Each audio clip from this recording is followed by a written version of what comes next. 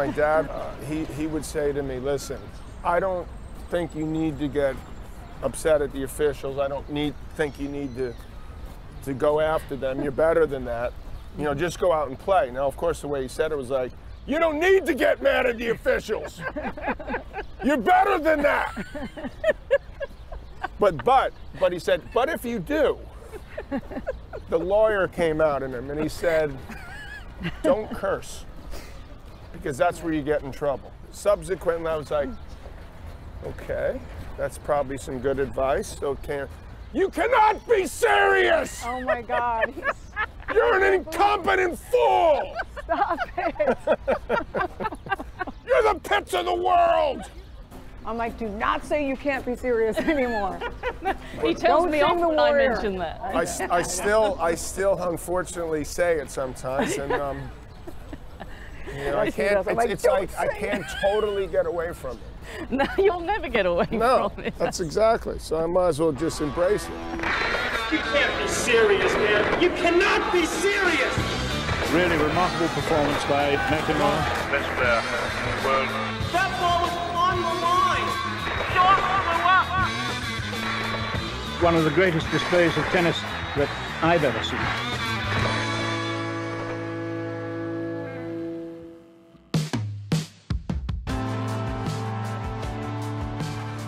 John McEnroe was the tennis punk in the age of punk rock. As a player, he was brilliant and brash, and he's just hit 60. What do you think? Has he mellowed? I've come to the Big Apple to find out. High five. Ah, here he is. Sue, how are you? I'm having a blast out here. Good to see you. Tell you, how are you? Good to see you. Good to see you. Oh my, I've never seen kids enjoying themselves like this. It's Well, that's so the first step, refreshing. right? It's First so enjoy it, refreshing. then we can see if there's some kids that like it and love it, and then athletes, because obviously the game is going a lot faster than when we played. So, You had your 60th. Was that as easy as your 50th? Or? it was a little bit tougher than the 50th. 60 sounded particularly awful, but I feel good. I feel okay about it now that it's sunk in and been a couple months. And this has always been your dream, is to unearth the next champions coming through your city. Of course. Really. But I mean, it's all about opportunity ultimately. So that's the biggest thing I'm trying to, you know, go into the city. Harlem's, you know, nearby, the Bronx, Queens, where I grew. I mean, I was in admittedly a nicer part of Queens, but there's a lot of kids that would be, I think, starving to play tennis. He was barely more than a kid himself when he set off over 40 years ago, leaving Queens to take his brand of tennis to the world. He was a New Yorker through and through back then. He's a New Yorker to this day. A day like today, it's incredible. So I feel lucky. At the end of the day, the light on those buildings is incredible. I can see the Guggenheim, I can look that way to Yankee Stadium, I can see Flushing Meadows, and I love being in Manhattan. I grew up in Queens, close to the US Open, but most, if not all kids' dreams of making it in Manhattan. From Manhattan's Upper West Side to where he grew up is about 12 miles due east, Douglaston, Queens. This was the catch from the attic. When did you find this? How long ago? Well, we were just clearing out my folks' apartment since they recently passed away. So this was the stuff that my mother had kept deep in a closet somewhere. This may be the sole evidence of my father playing doubles with John. Oh, no. This was at the Douglaston Club. None of us could pull my father to victory, even John. Who actually got the family interested in tennis? Was it your father, or was it the fact that you moved to Douglaston Manor and the club was That just was down really the road? it. I mean, we lived in a house that was 50 yards from this little club that had a pool and 5 tennis courts. And when, you know, we didn't go to camp, we weren't sent away, we just toddled off down there. So the McEnroes lived in Douglaston, which is about how far from here? I'd say a mile and small change, a little bit more than a mile. Okay, and then this is the first house they bought in Douglaston Manor. Yes. Now, John always describes it as being on the right side of the tracks. Is that right? It's considered... Yeah, it's more upwardly mobile. It's more high class, if you will. Mrs. McEnroe wanted the best, and she was a perfectionist like John was, so she wanted better and better and better. My mom had her way of just like nothing but the best is acceptable, whether it's schoolwork or tennis or anything else I did. My dad was number 2 in his class at 500 at Fordham Law School. Why weren't you number 1?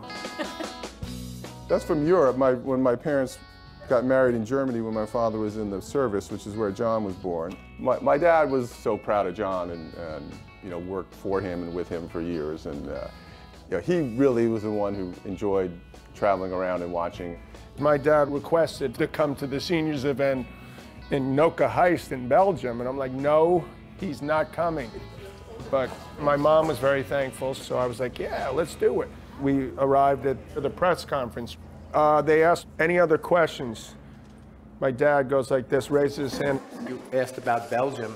So in 1958, your mother and I, we were married in 1957. We came to the Brussels World's Fair. What are you saying? What I'm saying. I really love Belgium. What I'm saying is, I think John was made in Belgium, even though he was born in Germany. That was something I did not know. So, Dad, anything else you want to say? What did it mean to the members of this club to have Mary Carrillo and John McEnroe as Grand Slam champions at such a young age? It was so exciting. It was unbelievable, you know, because we knew they went off to Europe. We knew that they were going to play mixed doubles just as a lark because John was playing the junior French and Mary was doing her thing, and they said, all right, we'll play mixed doubles together. I don't include myself in the same conversation as John. I was lucky enough to be in Paris in 1977 when we just decided, kind of at the last minute, to sign up for the mixed doubles. We had played as kids forever, so we knew each other's games.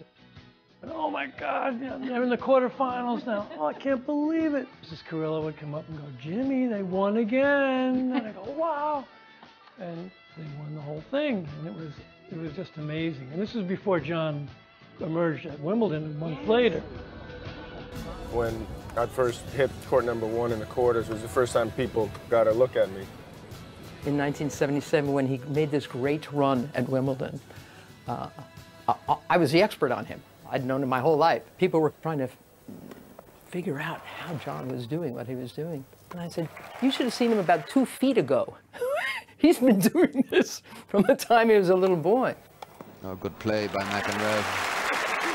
Such a thoughtful young player. He sees the tennis court differently from most of us, you know. He sees winners where no one else necessarily sees them. Yes, they'll be celebrating in Douglaston tonight. The run was ended in the semi-final by top seed Jimmy Connors. You know, I lost. I can't be happy about that, but you're playing Jimmy Connors, so it's pretty hard to expect to win. That was after John made it to the semis. This was before my dad got the dress code at Wimbledon. The yellow pants were not necessarily what everybody else in the players' box wore at the time. And he was famous for that hat as well. Yeah. For the next decade and a half, John Jr. would light up tennis. He would explode. But here he is now, settled back in his city with his wife of 2 decades and more, singer Patti Smythe. Look, there's Panda hiding, our housekeeper. Oh no! Go ahead upstairs. Panda, come on. You want to be in the? You want to be He's in the hiding. camera? So John, how long have you lived in this apartment block? I've actually lived in the same apartment for 35 years. Wow. Yes. Here, we'll take you through the park because it's a wonderful park, Central Park.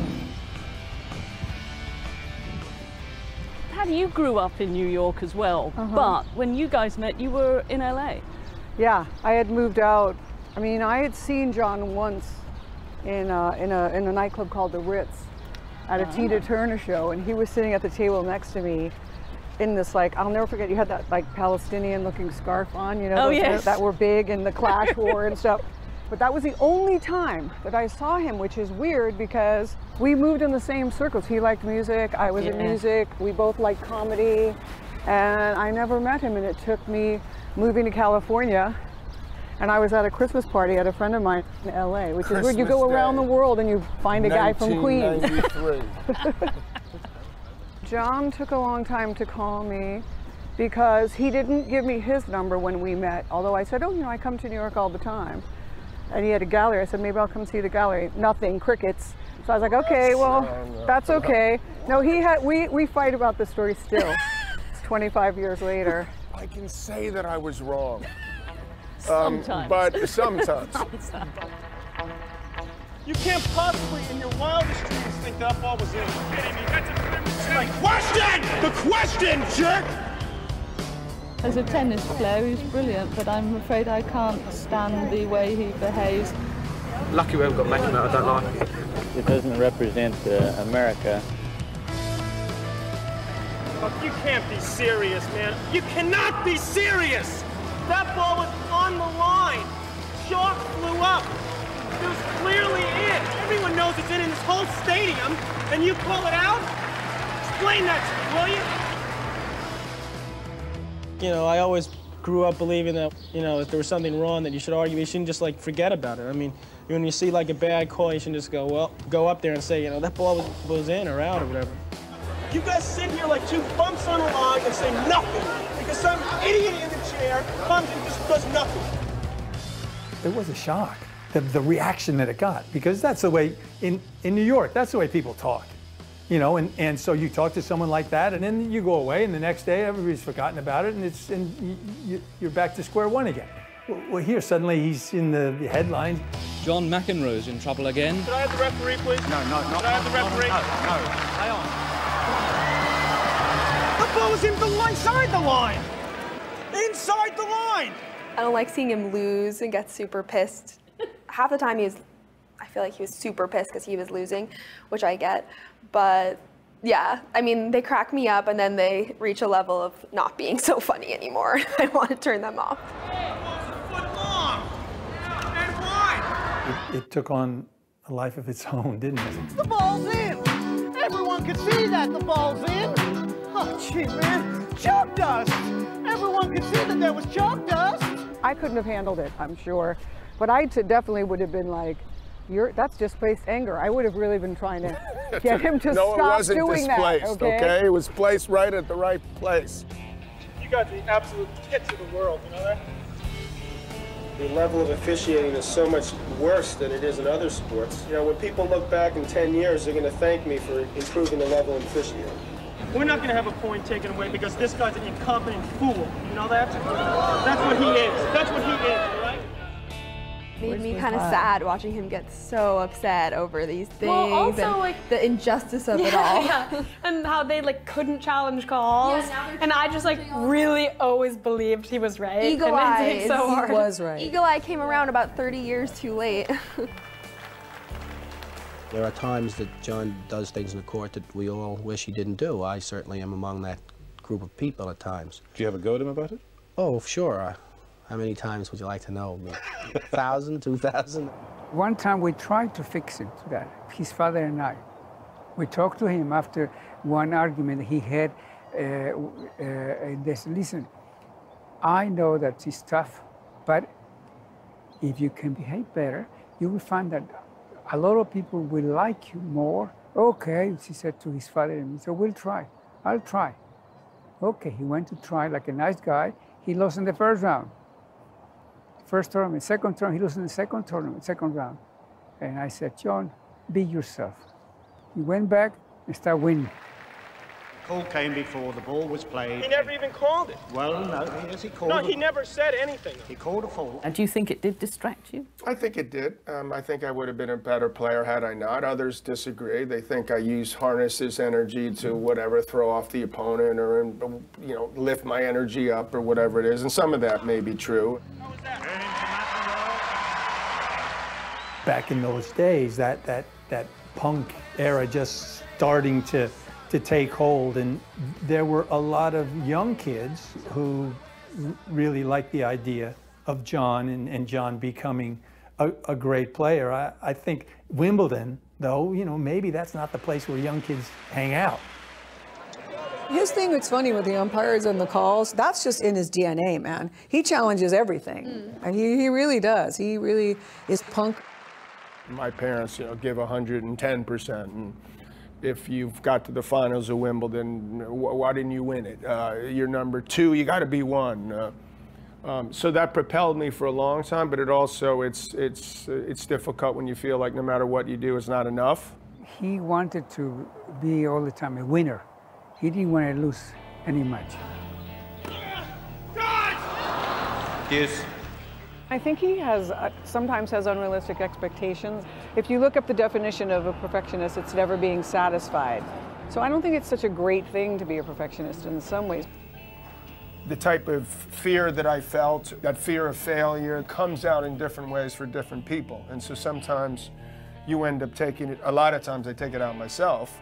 Other times there were, believe it or not, even though I never missed a call, there were times where perhaps I got a little too frustrated with some umpires and others. But I was able to, over the course... You admit that now? I guess I was probably wrong just a couple times.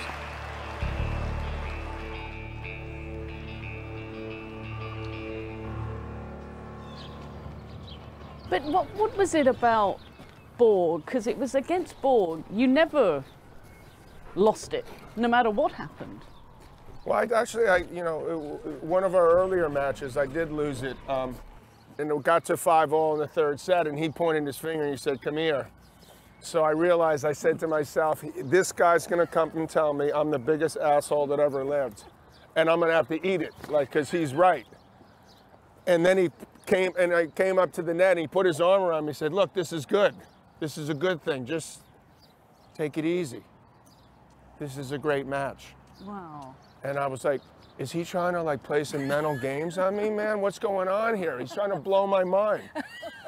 And he did, but I realized he was right. It's like, here it is, I'm playing Bjorn Borg, and I'm like, he's sort of accepting me in a way, which is, to me, was outstanding, obviously.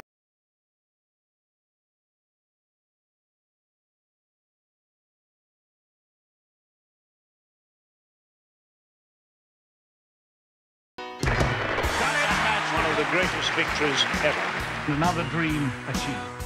Off court, we were very good friends, me and John.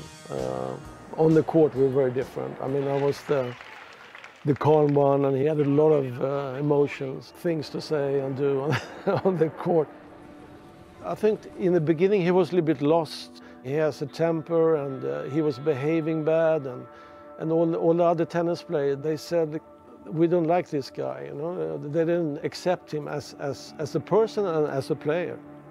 So I came more close to him, and I think he could feel that too. And when other players saw that, it started to change everything. I mean, just the way I was viewed in the locker room and the way I viewed myself, and acceptance from someone like that is a huge thing. So then it became easier for me to just go out and play. The final Saturday, the climax of the 1980 championship. John McEnroe, the challenger, currently Wimbledon's public enemy #1. Bjorn Borg, the hero, already a 4-time champion. By 1980, everyone knew what he could do, and everyone knew what kind of a temper he had as well. And here's Bjorn Borg, who is the perfect man. And John played and lost in this tremendous championship match. People today, they come up to me and John and they say, a great tiebreaker, they say. That's what people remember, the tiebreak.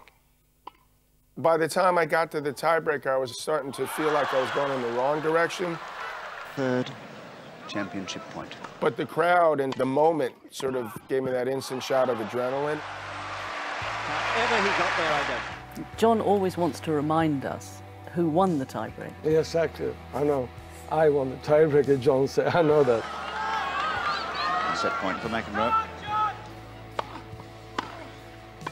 Yes, 2 sets all. 22 minutes long, 18-16 the score. The 4th set tiebreak of 1980, won by John. The 5th set and a 5th title, won by Bjorn.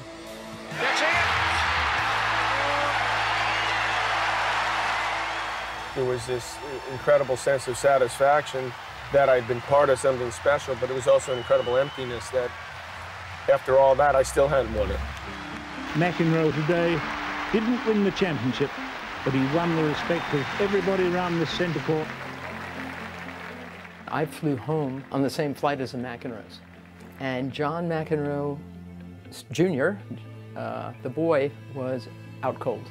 And his dad had on his lap a pile of newspapers, like this, that, you know, for a couple of years had been excoriating John.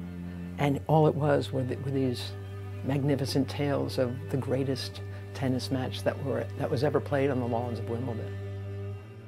Mr. McEnroe turned around and there were tears coming down his cheeks. One of the greatest moments of my life, bar none, was when I gave Nelson Mandela my racket that I played with in, you know, the 80-81 year. He said that he was listening to your match against Bjorn at Wimbledon.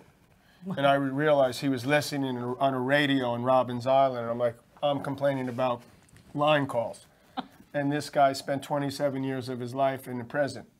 I never thought I'd be able to do that. But also, because you made such a strong stance, didn't you? You didn't go to South Africa during the apartheid years. Thank you for remembering, but that actually was one of my proudest moments as well, that I turned down that offer at that time. This is like Vitas, Bjorn, and I doing an ad for a clothing company back in probably, I'd say, literally 1978 or 9.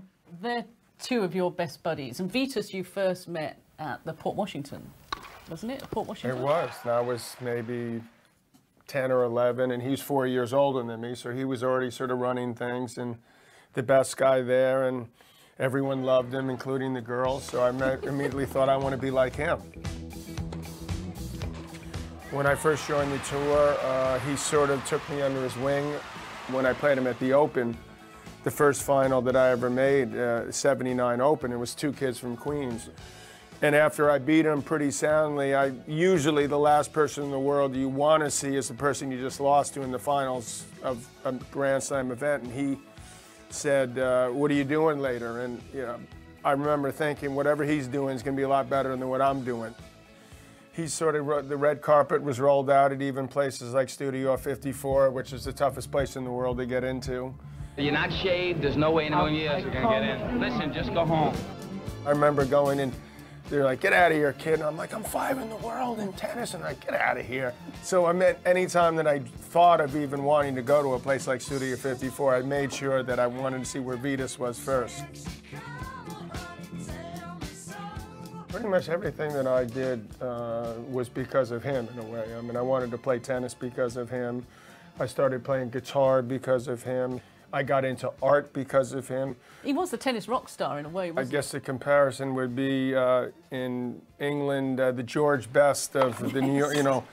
He was amazing for a period of time, but eventually some of the things started to catch up to him.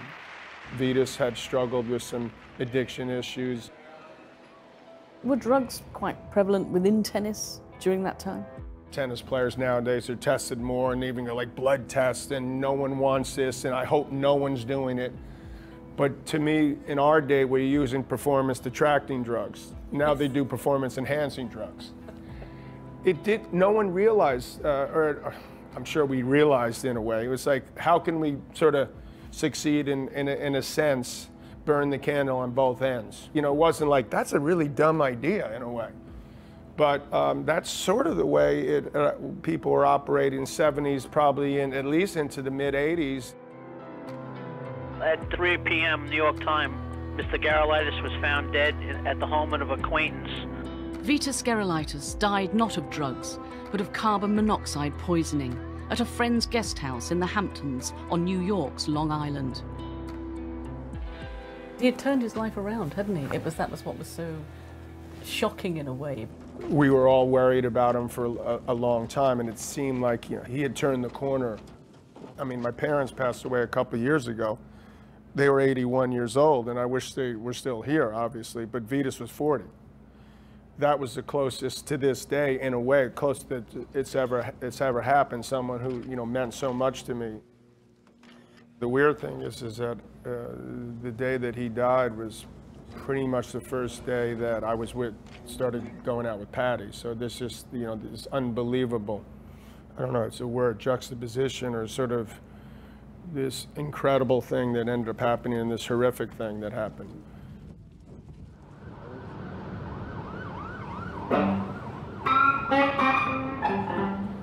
I'd like you to meet Andy Broderick over there, who I've known since he was 8 years old. Dave Seller here, who I've only known like 10 years, but he's a damn good bass player. You guys ready?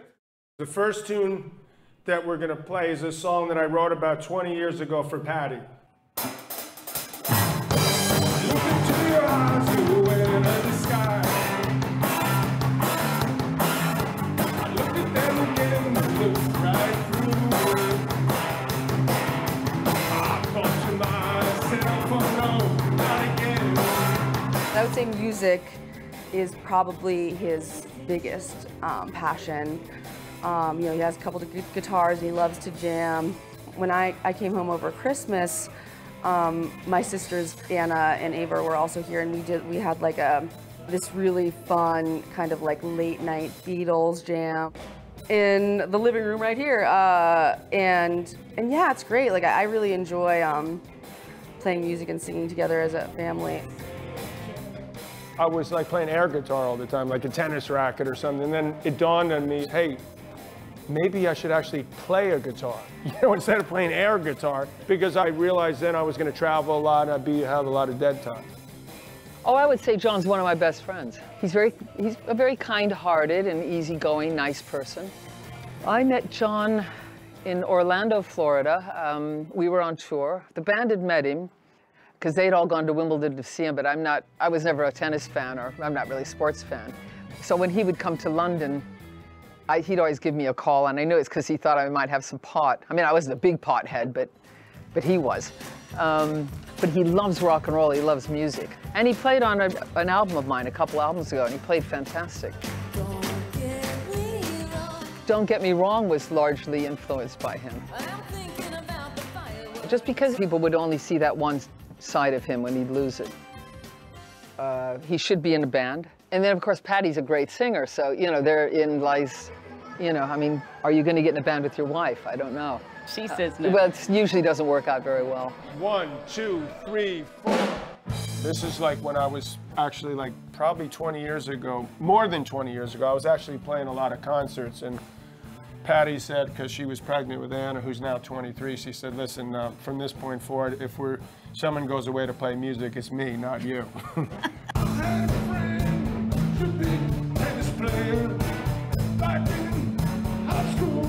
What did she think of your guitar playing? Her phrase was, I wrestled the guitar into submission. Really? Now, if you get that phrase in tennis, that doesn't sound like it's totally positive. We all make fun of him for not being, you know, for like not being that good, but he's actually really good at guitar. And he can sing pretty well. I love it when he sings. I love jamming with him.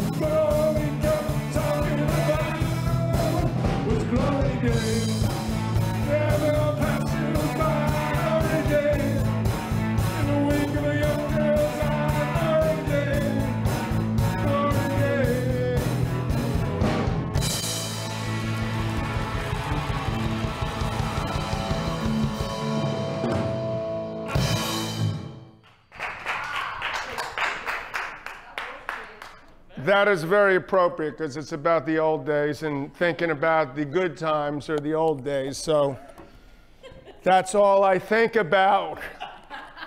You remember when I played Borg?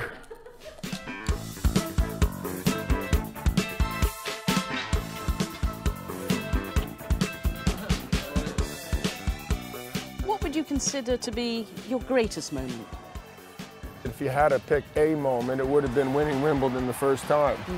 You know, finally getting that sort of monkey off my back was the best. It was finally like I could fly for like a few minutes. Until the 1981 final, his tournament had been turbulent. Clashes with the press, rows with the umpires and line judges.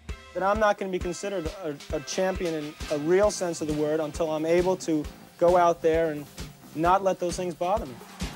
It was a repeat of the previous year's final. At last, someone on court he did like. He loved Bjorn, but not only did he like Bjorn for the person that he was, but he loved playing against him because Bjorn brought out the best in John. we have a great rivalry going, so let's just play it out. Just accept like whatever happens in a way. So that perfectly timed smash gives McEnroe his second championship point. I remember when I hit the sort of little bit of a miss-hit volley, little tight.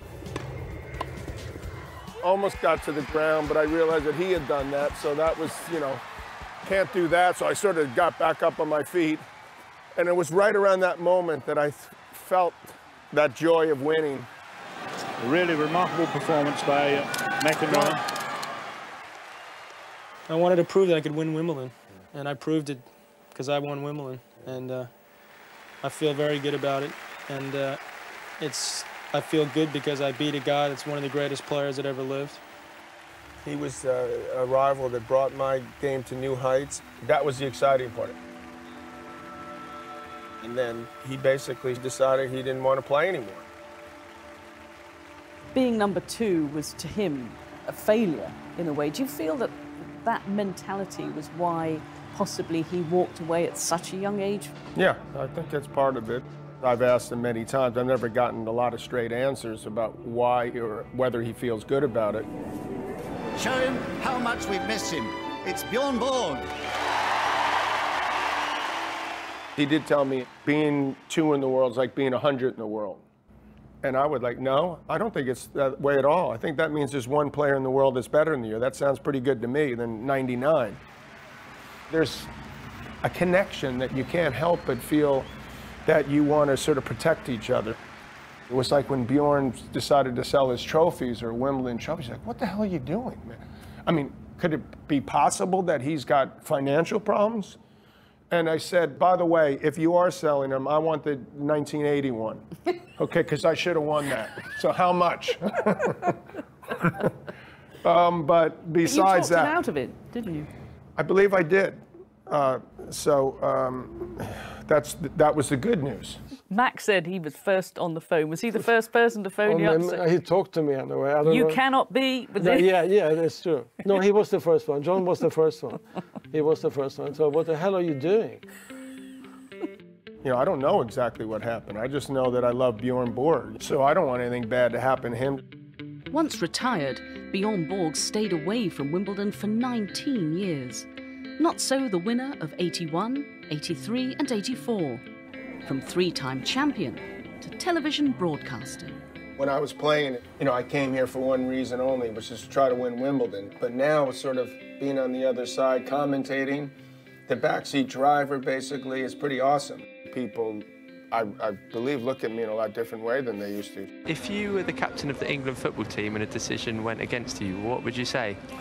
You cannot be serious. There it is. You're welcome. That'll be $10. Thank you. I wish I had the patent. No, I think I do. He's got that habit of saying what he means. I think a lot of the British fans, the viewers, were like, whoa. But I think they had never truly been able to know John's personality and how smart he was and how quick he was back when he was playing. And now all of a sudden he's talking and they say, oh, wow, this guy's, there's a lot going on. There's a lot to this guy.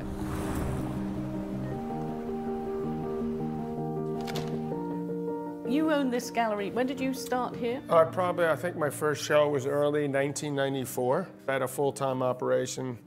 Probably as many as 8 people, probably till 2000. I still love to collect art, and I like the wheel and deal a little bit, but more of my time, obviously, a lot more is taken up with tennis. I mean, my first trip to Paris was really the first time I really exposed myself to a lot of what was considered great art, and initially, I admit, it's like, what? I don't get that. But, you know, and then as I started to soak it in a little bit and see more and more of it, I started to say, wait a second, this is interesting. And talk about this inspirational saying that's in the marble. Well, here. Jenny Holzer is a pretty well-known artist, and when the catastrophe happened after 9/11, we had to raise money for the firefighters, the families, everything. So there came to be where she put up, this is one, I mean, to me, this is a great piece of art in itself, but it has extra meaning to me because it was part of sort of that recovery of our mind, body, and spirit during that time. These are inspirational sayings, so anytime you need to sort of get positive or provoke some thought, it's good to take a look at these. I love the last one is great. You cannot fool others if you are fooling yourself. It's the end line. Yeah. As you say, a lot of it can relate so much to tennis. You cannot be serious. No, I don't see that one. Here we go. Hopefully there's a ladder in here. This is where the Warhol of me and my ex-wife resides. Not in the living room. Actually, there were 2 paintings of me and my ex-wife, and so I said, why don't we take one each? And she says, I don't, you keep both of them, I don't want it. Oh. So I go, ka-ching.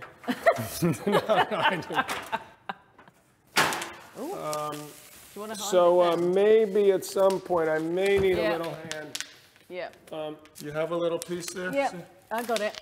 God, she's still strong. I've got it. This is a piece that I'm hopefully going to raise some money tonight at auction. That's great.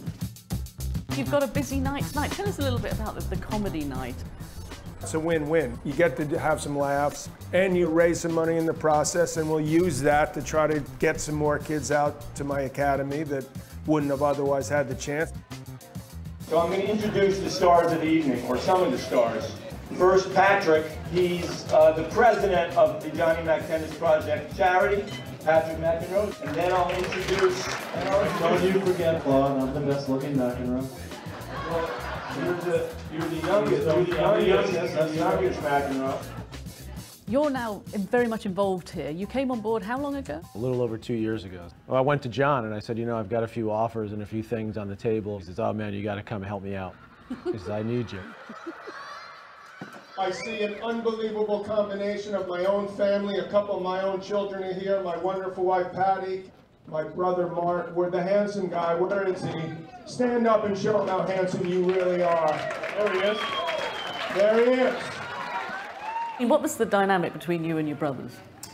My brother Mark is the middle brother, obviously, and he's the one that's always, been there for both of us when need be, and when we've butted heads a little bit. And there's a big age gap between Patrick and I. It's 7.5 years. By the time he was a junior player playing Wimbledon or the Open, I was 25, 26 years old. Oh, man, I'll tell you, this guy followed in my footsteps. He did absolutely everything I did. Just not quite as well. Well, I have a picture of me, and the caption below says, the young chap on the left is Patrick McEnroe, brother of 12-year-old John McEnroe, who's #2 in the East or something. So it started early. He turned out to be a very excellent, great doubles player, and he did some pretty good things in singles. And God bless him, man, because he's forged his own identity. It gets a little tricky, obviously, when you play each other. I don't know how Serena and Venus have ever done it, because I've thought to myself, if I ever lose to my brother, I'm going to go to the top of the Empire State Building, I'm going to look down, and I'm going to debate what I'm going to do next. What was it like growing up as a McEnroe, in a way, and the pressures that come with that? Well, definitely it gave us a little bit of unwanted attention, I think. Definitely in terms of tennis. People would just expect you to be amazing, and I was not amazing. I mean, I was okay, I was good, but I wasn't that good, and everyone was always sort of shocked by that and sort of disappointed, which was sort of hard to deal with. Would you want your kids to be followed in your footsteps? On some level you do, but it's always, for the kids, you got to sort of be, or your goal is be better than your father or mother, and be more successful. On some level, you want to make them proud. And so if they get into the same arena and play tennis, I said, well, it's not going to be easy to top what I did. And then the bigger problem was just that they'd have everyone be looking at them. What's Kevin going to do? What's Anna going to do? Was he a good tennis parent? Was he supportive and helpful as a coach and everything? I think he was supportive, but I definitely didn't find any of what he said helpful while I was playing. We all just could not take his stare while we watched, so I would just make him leave the court. Hey, interrupted, John, what do you have here? Back when I grew up, Sports Illustrated meant something, and I was lucky enough to be on the cover 7 times. So this is actually from the first time I was to the last time that I was, which was sadly in 1984. I'm going to start the bidding at $2,500. 1984, the last of his Wimbledon singles titles. A brilliant exhibition against Jimmy Connors. A brutal dismantling of his arch-rival's will to win. I was out there doing my job. I knew every time I went out those guys were gunning for me. McEnroe and I, we butted heads from the very beginning. Jimmy Connors, your relationship with him over the years, I mean, it started badly. Keep your mouth shut out here. It could go from one extreme to the other so quickly with Jimmy, depending sort of on his mood, the way I saw it. We'd practice one year in '82 almost every day during Wimbledon. And I thought, well, he's a great guy to practice with, right? The guy even brings it. And so all of a sudden we got to the finals, we're playing each other. I'm like, now I get why he did this. There's a familiarity. It dawned on me after, I was like, oh my God, that son of a bitch. That's it, he's done it. He's done it. We were Davis Cup teammates in 1984. We didn't speak the first 3 matches we played, basically, or for half the year. He requested he stay at a different hotel as me. You know, John always thought that Jimmy was a phony. John was telling people to shut up, sit down, and Jimmy's whole attitude was, come on, everybody in the stands, help me beat this son of a... Oh, I say. Oh! I used to watch those matches and think, how did it get here? The man of the moment who played absolutely magnificent tennis. But of all the players that I ever played against, I don't think there's another player on earth that I have more respect for than Connors in terms of what he brought to the table. The crowds would go absolutely crazy, you know, and I loved that. I mean, I feel goosebumps now just feeling what he did for our sport. So from that standpoint, he's like on the top of the list all time. He's also one of the biggest a-holes that ever lived. But so am I.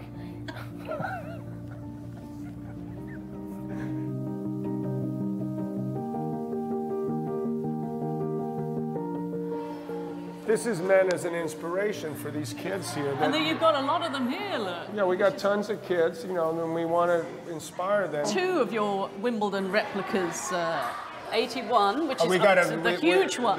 Which is the huge one. Yeah. That's the big one, isn't it? And I wanted to put some double stuff here to show kids that doubles is important. The one thing that surprises me, though, is that one. Okay, I'm glad that you noticed that, because... That is the French Open runners-up trophy 1980.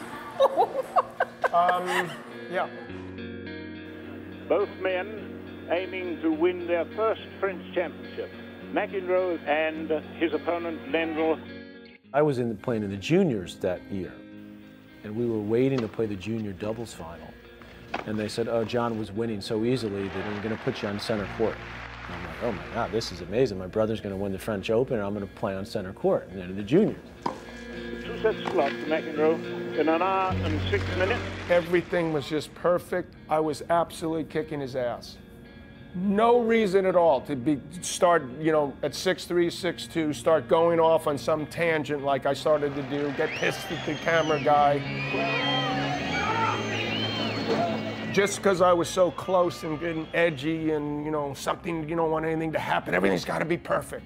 You could say it was that outburst that basically turned the tide in that match when he was killing Lendl. Oh my God, he did it again. He created something that wasn't necessarily there. I mean, it's funny in the retelling. So then he loses the 3rd set. They said, hold on, we're still going to wait. And he loses the 4th set. McEnroe has been taken to a final set. And I'm hearing the score, you know, like, and of course he loses, you know, 7-5 in the 5th. To this day, I mean, I go to the French, I commentate, it's the most beautiful city in the world. There'll probably be at least a day or two where I'll be like up all night. I'll be like, how the hell did I do this? I have to live with this the rest of my life. A dejected McEnroe there who had the match in the bag. And that night we go out, and John's, you know, down in the dumps, obviously. And I said, nah, John, you know, I'm the younger brother. Don't worry, you know, you're going to have another chance. And he looked at me and he goes, that was by chance. It was like he knew that that was his shot. The truth is I gave it to him. And then he went off, he'd never won a major, and then he wins 8, and I'm at 7. Does he ever remind you of that? He doesn't need to. I just have to look at him. In that same year of '84, he started dating film star Tatum O'Neal. They married in '86 after the birth of their son, Kevin. His tennis form dipped.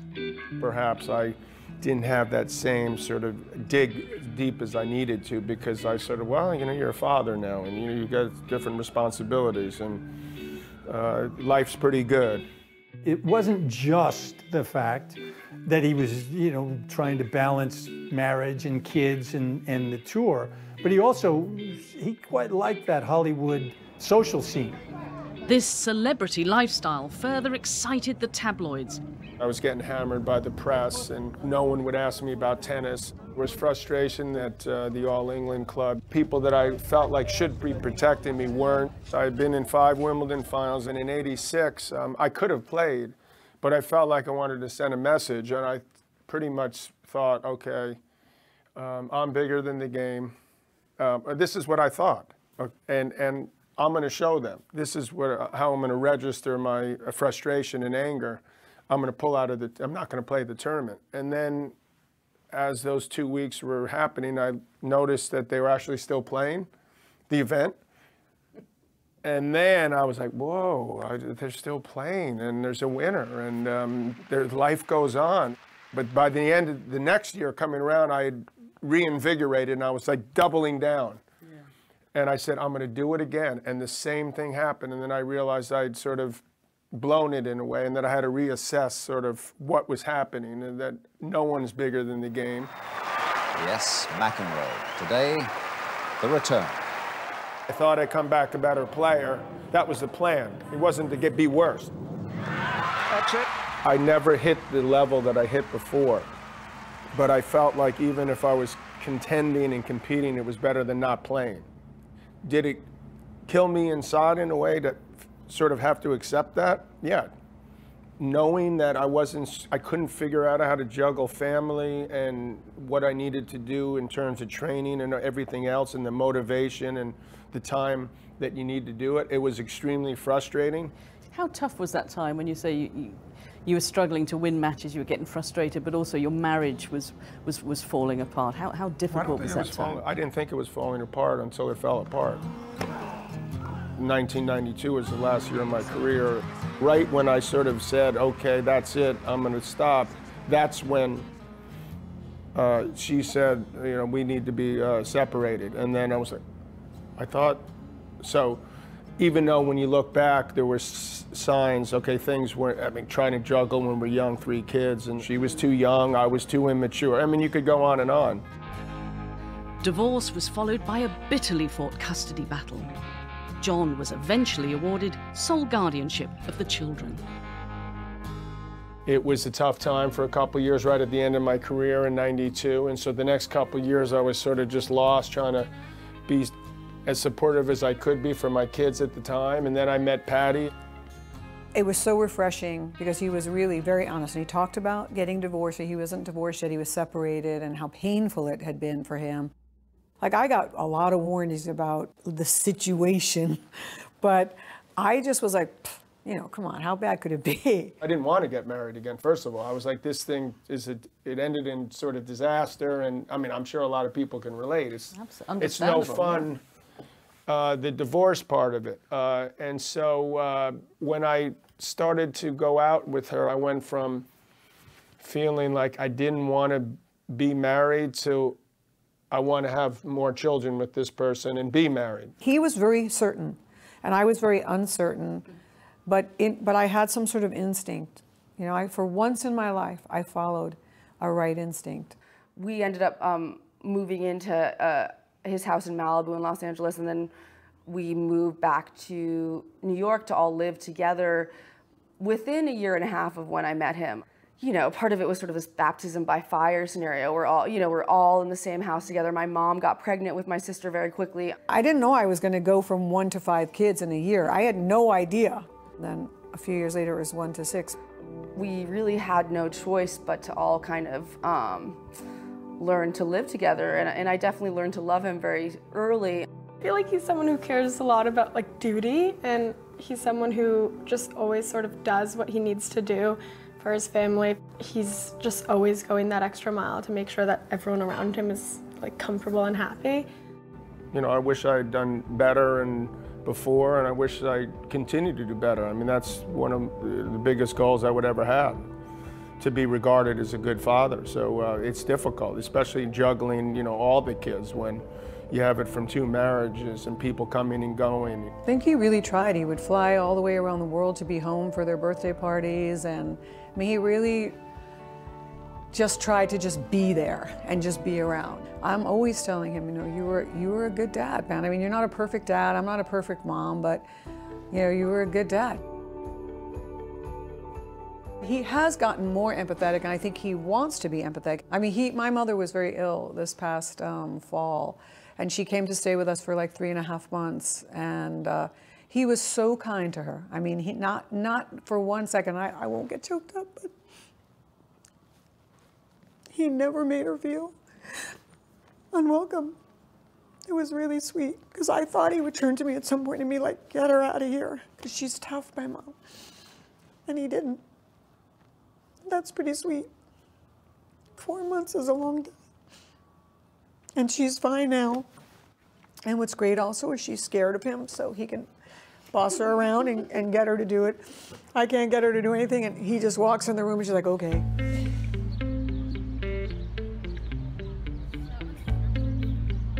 I mean, I love that I've been able to write great songs and that I'm a good singer, but I feel like the thing that I'm most proud of is that I've been able to be in a long-term relationship with a good man, and that, you know, somehow it's been 25 years and that we've have 2 girls together, and, you know, my girls are good and our kids seem to be okay right now.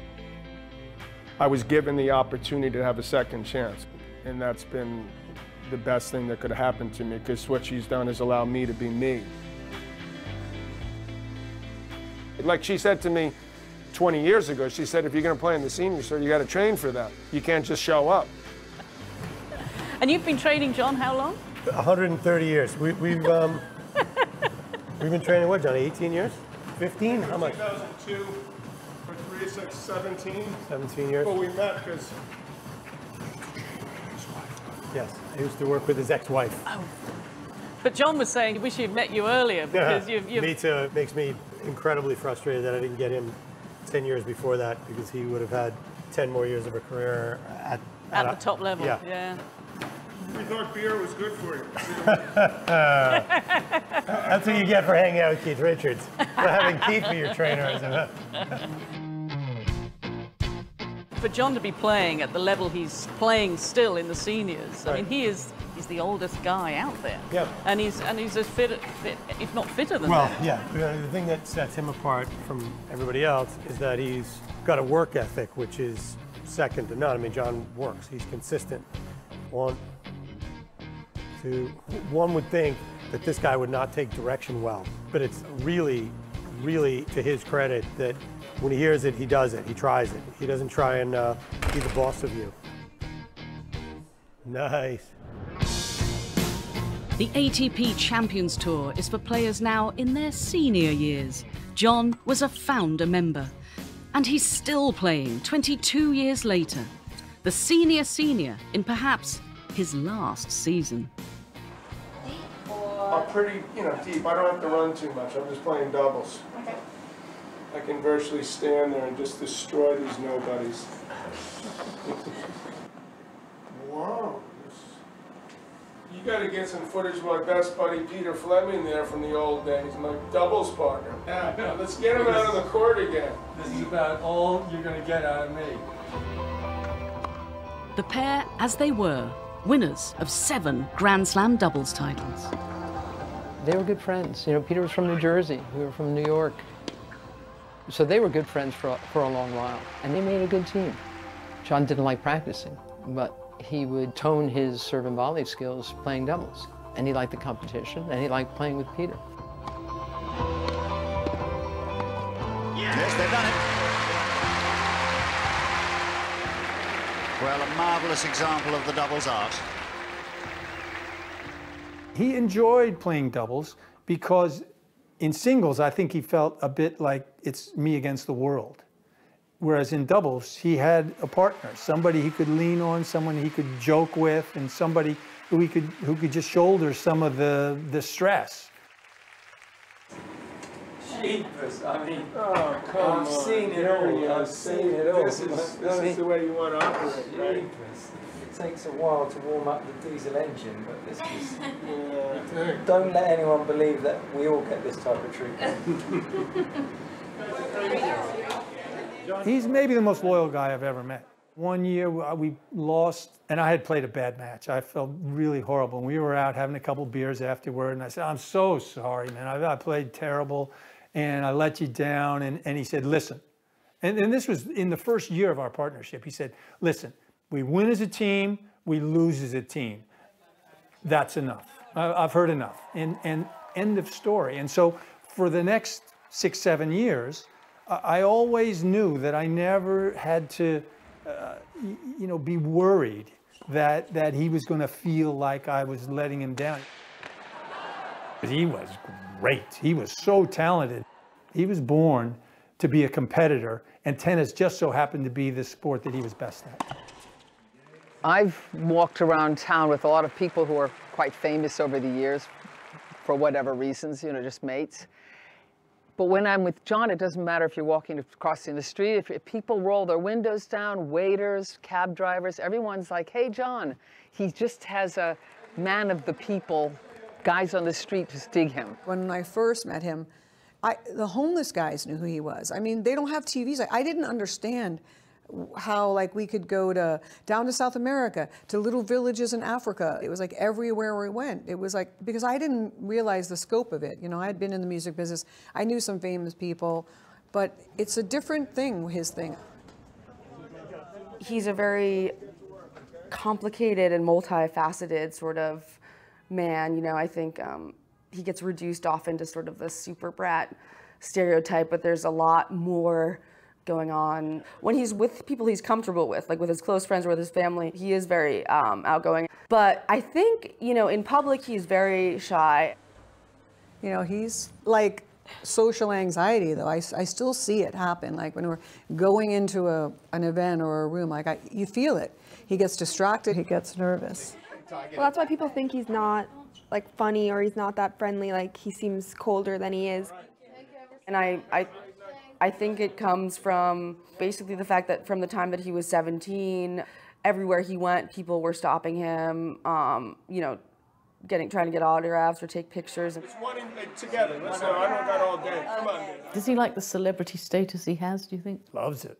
Are you kidding me? He loves it. About 5 years ago, it was during Wimbledon. I'm up there on the roof, 9 o'clock. Okay, ready, where are we going? He goes, change your plan. We're going to Hyde Park. Kings of Leon are playing at Hyde Park, and boom, standing 5 feet away from the guitarist. We're off stage, and somebody comes up, hey, want a shot of tequila? Yeah, okay. I remember saying to him, your life's pretty good, you know that? And he said, I know, trust me, I don't take it for granted. Maybe 35 was important for me because it's like, what are you going to do with the next 25 years of your life? And it worked out. I got married again. I'm still with that person. I was able to have fun with the music and art. I've been successful and I love it. And tennis, I'm still a part of it, and I'm proud of that. But now I'm 60, so now I'm like, okay, 60 to 80. Both my parents died at 81. The last 10, 15 years for my dad was a lot tougher, and sort of being forced into retirement at 65 at his law firm, he lost his identity in a way, and he didn't sort of know where to turn. Do you see yourself in some ways like him? I mean, he was always busy, motivated, looking for the next exciting challenge. I would feel that, and from that perspective, I have to watch out for that, because I don't want to feel like I always have to do something. And I guess to some extent, when you're a perfectionist, you always feel like you're never satisfied. I mean, I got the bug for golf a little bit, and it's just fun to be around friends and coaching. maybe one of these top young guys that you feel like you can make a difference. Maybe not full-time, because I don't want to be a full-time out there all the time, but part-time, you know, the big ones. And so if anyone's interested, please call 1-800, call McEnroe. Maybe that's too many. If you're an athlete and your career is done, I mean, he retired when he was 33 or stopped playing when he was 33. Think about that. I mean, that's when most people are starting their arc of success. And he had to really figure out how to, you know, want to get up in the morning. And I think he really has done a great job with that.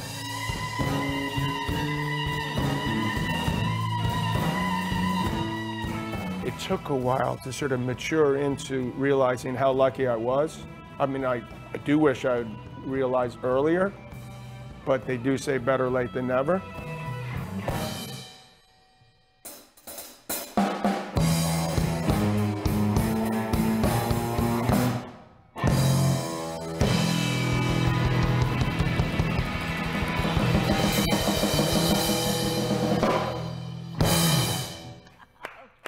There we go.